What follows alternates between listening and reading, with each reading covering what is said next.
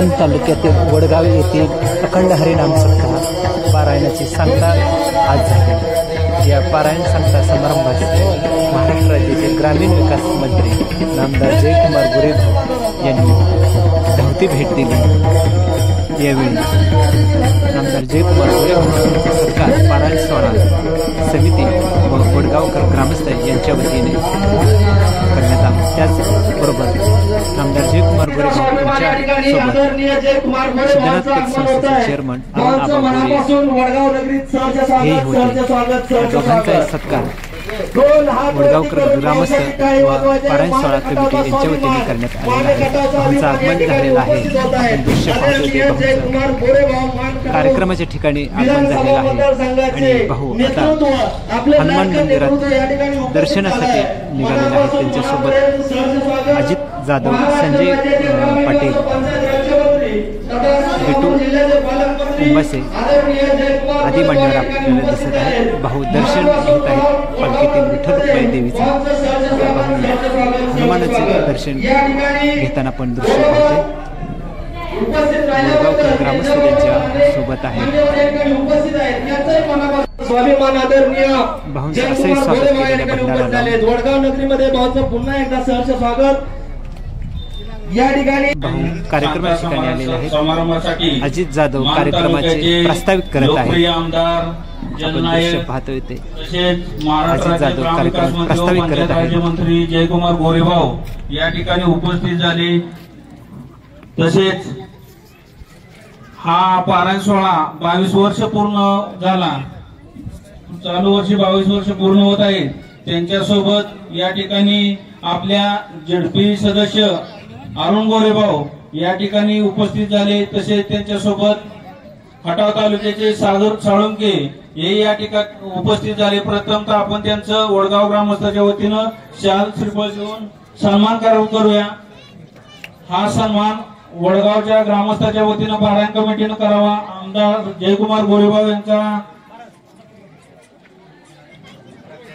प्राचार्य राजू सर यांच्या हस्ते करावा अशी त्यांना विनंती करतो। या ठिकाणी राज्याचे ग्रामविकास मंत्री आदरणीय जयकुमार गोरेभाऊ यांचा या ठिकाणी सन्मान होतोय।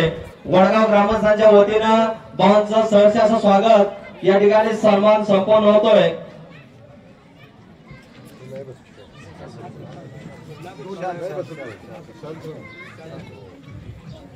या ठिकाणी आदरणीय जयकुमार गोरेभाऊ यांचा या ठिकाणी वडगाव नागरिकांच्या वतीनं वडगाव नगरीमध्ये सहर्ष स्वागत, सहर्ष स्वागत, सहर्ष स्वागत। तसेच अरुणाबा यांचाही सत्कार वडगाव पारायण मंडळाच्या हस्ते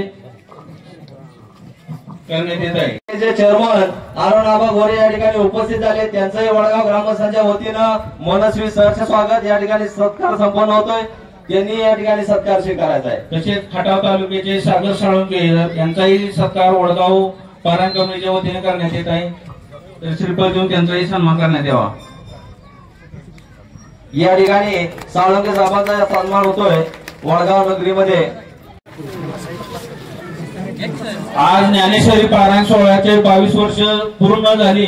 या सांगता समारंभासाठी आपले लोकप्रिय आमदार जयकुमार गोरेभाऊ या ठिकाणी उपस्थित झाले। वडगाव ग्रामस्थांच्या वतीने त्यांचा सन्मान करण्यात आला। भाऊंना बोलवण्यामागचा एकच हेतू ग्रामस्थांचा होता। भाऊ प्रत्येक वेळेस गाव सर्व तुमच्या पाठीशी असतं। निवडणूक झाली, विजय झाला, पालकमंत्रीपद मिळालं, पण एक गावात तुमचा एक छोटासा सत्कार घ्यावा या उद्देशाने सर्वांनी विनंती केली। ही धार्मिक कार्यामध्ये आपण सर्व एकत्रित येतो। सर्व पक्षाचे सर्व लोक इथे एकत्रित येतात। तुम्ही गावासाठी आतापर्यंत भरपूर दिलेला आहे। वडगाव स्टँड ते कोकरवाडी रोड, वरलामाळा रोड, कर्ली पांढरी रोड, बरीच कामं म्हणजे आपल्या माध्यमातून जी काय काम झालेलं आहे ती फक्त 15 वर्षामध्ये तुमच्याच माध्यमातून झालेलं आहे। त्यामुळे कुठेतरी त्याच्या भावनेतून की सर्व ग्रामस्थ एकत्रित येऊन तुमचा एक छोटासा सन्मान करावा या उद्देशाने बोलवलेला आहे। याच्यापेक्षा दुसरी काही अपेक्षा नाही। तुमच्या पाठीमागे अरुण आबा, सोमनाथ भोसले गावची जबाबदारी पूर्णपणे यशस्वी पार पडते ती वडगावची सर्व कमिटी आम्ही सर्व त्यांच्या सोबत असतो। आता हा मंडपच धार्मिक आहे, त्यामुळे जास्त राजकीय काय न बोलता धार्मिक विषयामध्ये भरपूर प्रमाणामध्ये सर्व महिला थोर सर्व सकाळी 7 वाजल्यापासून हा कार्यक्रम संपन्न होत आहे। तरी भाव दोनच फक्त शब्द मी आपल्याला सांगतो की जी कामं आता बतोर न मागता कामं, काही गोष्टी अशा आहेत की तुम्हाला त्या माहीत सुद्धा नव्हत्या. आम्ही सचिन साहेबांच्या माध्यमातून खंडोबा देवस्थानला क वर्ग दर्जा मिळवण्यासाठी आपले शिफारस पत्र घेतलं होतं. ते शिफारस पत्र घेऊन तुमच्या माध्यमातून आमचं खंडोबा देवस्थान क वर्ग क्षेत्राचा दर्जा आहे की आमचा हा पारायण सोहळा मंडपामध्ये व्हावा, प्रशस्त मंडप मिळावा, एक एवढीच अपेक्षा आहे. ह्याच्यानंतर तुम्हाला दुसरं कुठलंही या 2 वर्षात 5 वर्षात काम सांगत नाही, कारण किरकोळ काम आम्ही आणतोय. आजच आता आम्ही किरण साहेब दोघं आम्ही तिथं भावपाशी थांबलो होतो. भावच्या माध्यमातून पाण्याचे दुष्काळ तर आता पडणार नाही, पण टँकरच्या आपल्या मळ्यात जाताना टँकर जात नव्हता, तिकडे जात नव्हता. तर 2 पूल नाबार्ड 31 मधून भाव तुमच्या माध्यमातून आता शिफारस पत्रावर सह्या घेतलेली आहे. 2-2 कोटीच्या कामाची शिफारस आहे ती. नाबार्डचं काम आहे, तर एवढं भाव पडून आम्ही हाताने बांधून आणतो. तर आम्हाला एकच एवढं फक्त आम्हाला इथे आश्वस्त करा की हा मंडप आम्हाला या ठिकाणी गवर्नर देवस्थान आहे कुठल्या माध्यमातून बसवायचा, 25 ते 30 लाख रुपये किमतीचा आम्हाला मंडपची नियोजन करून द्यावं एवढीच अपेक्षा ठेवतो. आणि मोर्चा भावना काम आहे. भाऊ या ठिकाणी 2 मिनिटं बोलतील. मंत्री आदरणीय जयकुमार गोरेभाऊ यांना विनंती करतो आपण या ठिकाणी 2 शब्द सांगायचे. पुढचं पारायण मंडपात व्हावं एवढीच अपेक्षा आहे.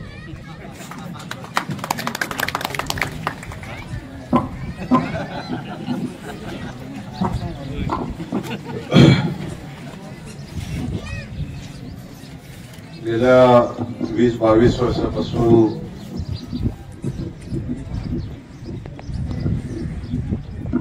चालू असलेला हा पारायण सोहळा आणि या पारायण सोहळ्याच्या निमित्तानं आपलं अख्खं गाव पक्ष पार्टी बाकी सगळ्या गोष्टी बाजूला ठेवून या ठिकाणी एकत्र येतात. आणि अशा या प्रसंगी गावातल्या ग्रामस्थांनी मला या ठिकाणी बोलवले. तर मागे एक मंडप दिला होता ना तुमच्याकडे,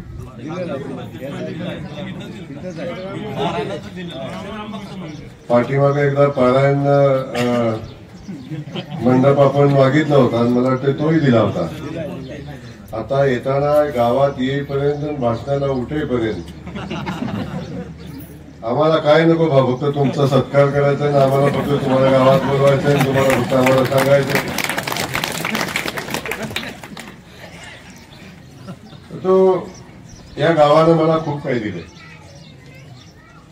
आमच्या एवढ्या मोठ्या संख्येनं लाडक्या बहिणी उपस्थित आहेत, लाडके भाऊ पण इथं उपस्थित आहेत, सगळे ग्रामस्थ आणि ज्येष्ठ नागरिक या ठिकाणी उपस्थित आहेत. वडगावचं माझं नातं खूप मजबूत असं नातं आहे. सातत्याने या गावानं कधी 70, 75, 80%, कधी 85% मतदान द्यायचं काम आणि त्या प्रेमातनं उतराय व्हायचा मी प्रयत्न केला. मला नाही वाटत की गावाने एखादं काम सांगितलं आणि ते झालं नाही असं एकही काम मला वाटत नाही गावामध्ये आहे. गावानं सांगायचं आणि आपण काम करायचं ही भूमिका पहिल्यापासून माझी आहे. मग त्या वस्ती मतं पडली नाही पडली याचा विचार कधी केला नाही आणि भविष्यातही कधी होणार. तुम्ही एकदा आपण आमदार झाल्यावर, लोकप्रतिनिधी झाल्यावर आपण सगळ्या लोकांचे लोकप्रतिनिधी असतो, सगळ्या लोकांसाठी आपण आमदार असतो. आपण सगळ्यांची सेवा करायचा प्रयत्न या निमित्तानं करतो. आज अनेक रस्त्याच्या बाबतीतली भूमिका मांडली. गेल्या अनेक पिढ्यानपिढ्याचा कोकरेवाडीच्या रस्त्याचा विषय होता, आता तो बऱ्यापैकी संपलेला विषय आहे. संपलाय ना. आणि बाकी वाड्या वस्तीच्या रस्त्याचाही आपण भूमिका घेतली. बऱ्यापैकी वाडी वस्तीचे रस्ते होत आहेत, अजून काय राहिलेत त्यालाही आपण भविष्यात आपल्याला करायला लागतील. का तर छोटे मोठे विषय मला वाटतं बहुतांश मार्गी लागलेले आहेत. आता काय राहिला अशी परिस्थिती नाही, पण काम कधी थांबत नाही. सातत्यानं नवीन काम तयार होत असतं. एक काम केलं की त्या कामाच्या अनुषंगानं पुन्हा दुसरं काम तयार होत असतं.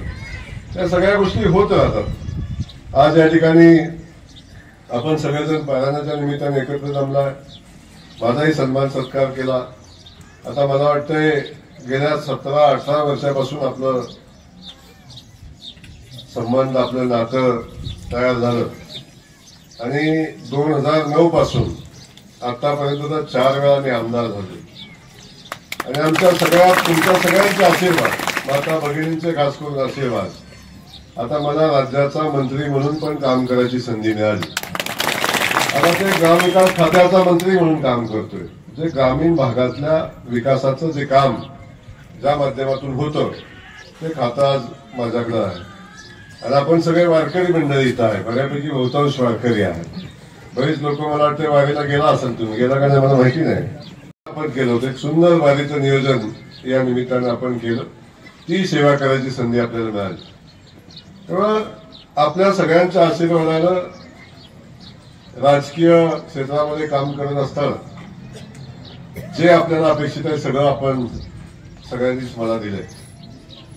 अनेक प्रसंग आले, अडचणी आल्या, पण सगळ्या प्रसंगात तुम्ही ठामपणे माझ्या पाठीशी उभा राहिला, म्हणून आज ताठ मानेनं या राज्यामध्ये काम करतोय आणि मला याचा आनंद आहे।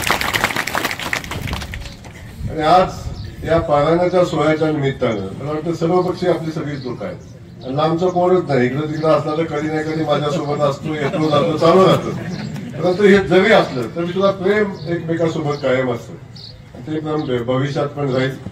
सगळ्यात महत्वाचा जो आपला विषय होता आमच्या सगळ्या माता भगिनींचा, पिण्याच्या पाण्याचा आणि शेतीच्या पाण्याचा विषय सगळ्यात महत्वाचा विषय आहे। खरं आहे ना? का मंडप महत्वाचा आहे? पाणी महत्वाचं का मंडप महत्वाचं आहे? पाणी महत्वाचं आहे ना? पाणी मागितलंच नाही तुम्ही मला।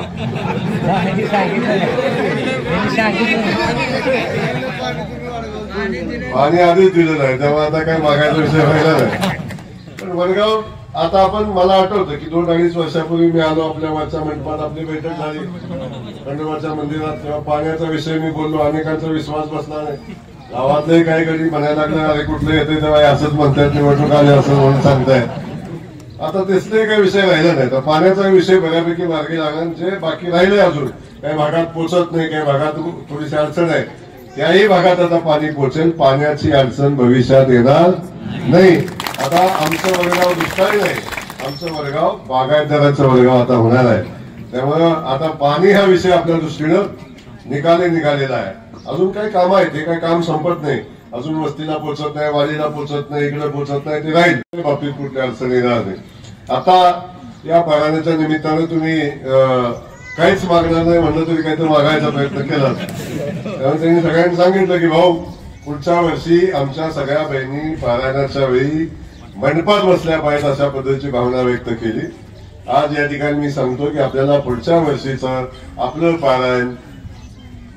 पारायणाचा सुसज्ज असा सभा मंडप होईलच, त्याच्यामध्ये होईल, कुठली अडचण येणार नाही। आणि 30 लाख रुपये त्या पारायणाच्या मंडपाला मी आत्ताच जाहीर करतो। येणाऱ्या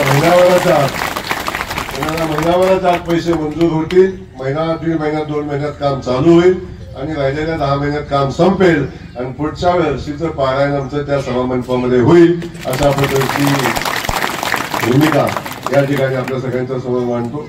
मला वाटतंय हे सगळं द्यायची ताकद तुम्हीच मला दिलेली आहे, तुम्हीच मला आमदार करता, तुम्हीच मला मंत्री केले। आता हे सगळं ताकद तुमची आहे आणि ती ताकद तुमच्यासाठी वापरावी माझी कायमची भूमिका असते आणि ती भूमिका याही ठिकाणी मी आपल्याला मनापासून सांगेन।